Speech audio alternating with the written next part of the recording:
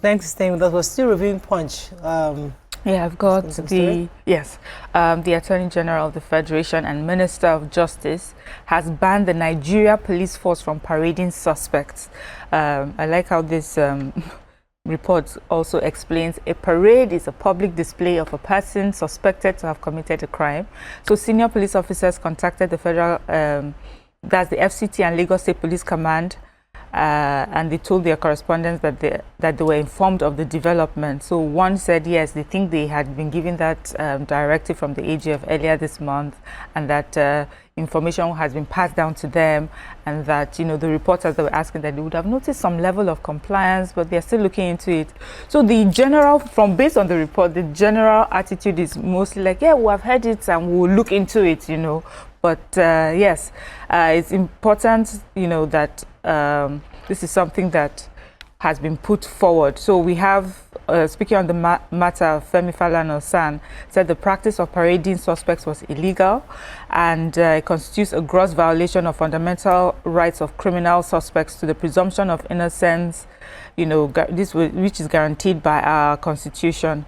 And I would like to see how this works out, because as we know, one of the ways that our police officers investigate is by also parading, and I think in the parading of the suspects, they feel that that's another way of getting information from them. But we'll see how this works out. So yesterday, many Nigerians were celebrating because the African Union had endorsed Nigeria as the digital trade champion for the continent under the African Continental Free Trade Area Digital Trade Protocol.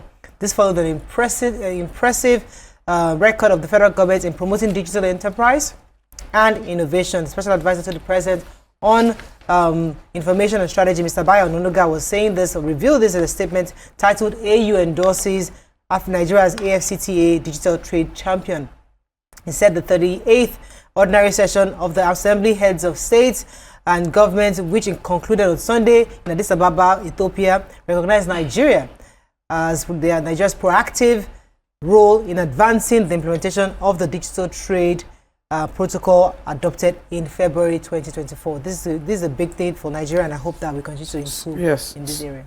So I took the story of our controversial singer Habib Olalumi, also known as Portable. Yeah. Who his name is Habib. I didn't know that. Yeah, Olalumi. What happened to him? So apparently, some officials from the Ogun State Physical Planning, Town Planning, went to his bar, and they were conducting a normal routine check. Yeah, an enforcement exercise. Okay. They went there unarmed. They met his father, who said Portable was not at home. Then they introduced themselves, and he said his son was unavailable. But while they were there, he came with firearms, and other dangerous weapons with a gang, and then they proceeded to beat the beat the guys. Beat the government official. I'm sorry for laughing. Please forgive me for laughing. It's not funny, but they beat them. Government of the officials. Yeah, the officials. So physical planning they arrested some of the gang members, but he ran away. So he has been in hiding. Do Nigerians realize it's illegal to do that? Like, it's totally wrong. No, they know. They don't think they know. They think. But Portable has not always comported himself sanely. He had boasted to be in charge of 1 million gang at one point. Which is a cult group. Talked about. It's ever been put together. Okay, moving on to Vanguard. Osun local government crisis: 8 killed, scores injured as PDP and APC clash. This is a very pathetic story. Kanu raises alarm, alleges federal government tricks to perpetually detain him. I won't stop praising Oti, Wabara tells PDP. Lagos Assembly crisis: why our men were in the premises, DSS.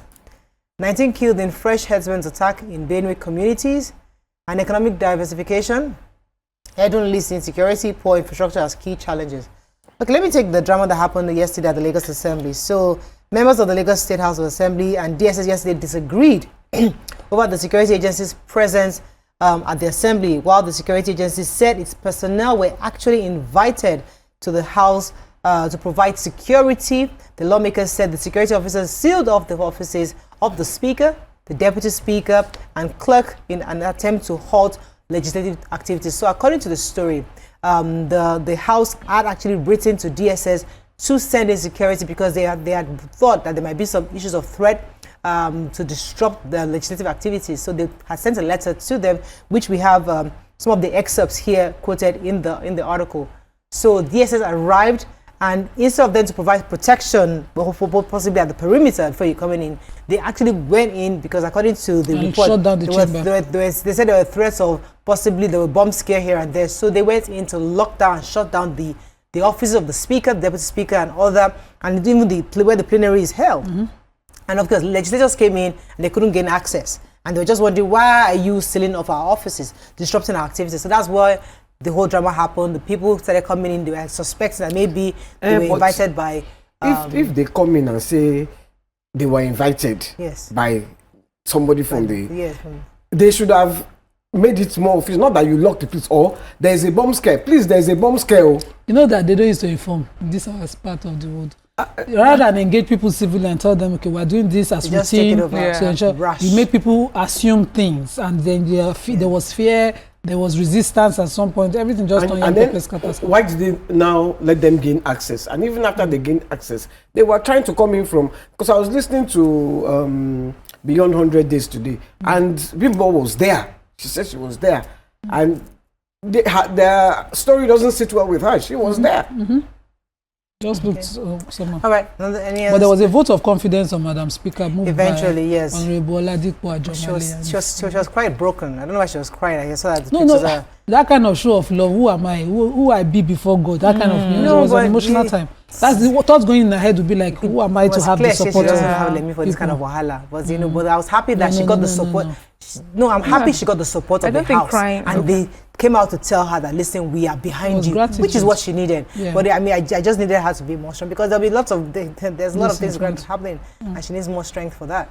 So I have the qualifier story at the back page sports. So the former Super Eagles defender Isaac Semitoje is advising our coach Eric Chelle to ensure that for us to qualify, we have to beat Rwanda in our qualifying match, which will be playing in Kigali.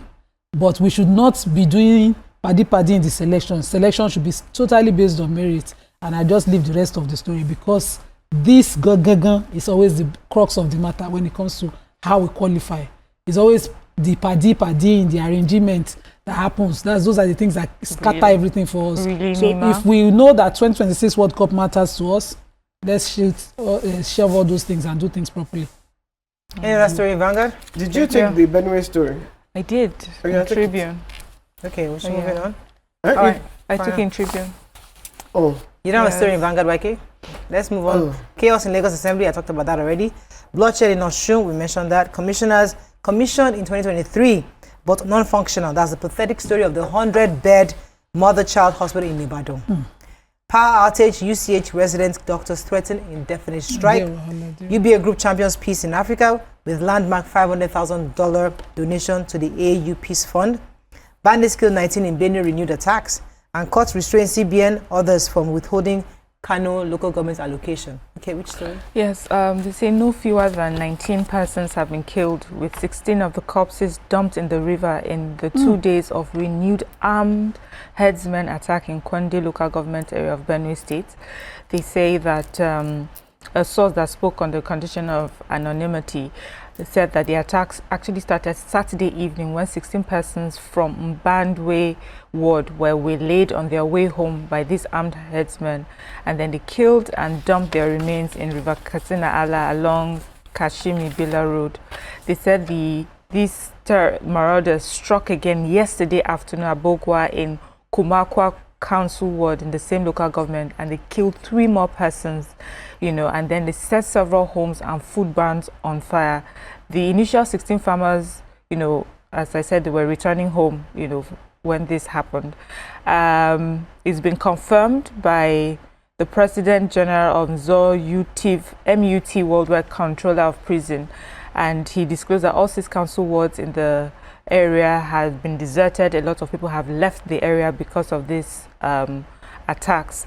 He says as he also was talking, to the reporters, he was talking from Jato Aka, where a lot of the communities have run to, and then The reporter said they've tried to contact special advisor to the governor, internal security. They also tried to reach police public relations officer, and they were both unsuccessful. So from those quarters, we haven't heard a confirmation or denial of this account, but this is based on eyewitness accounts and sources that refuse to be, mentioned.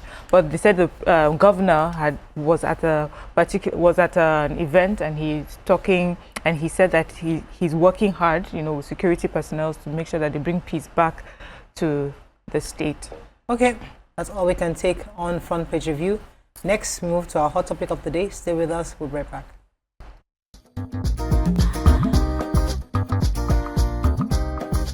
Stay tuned. Your View will be right back.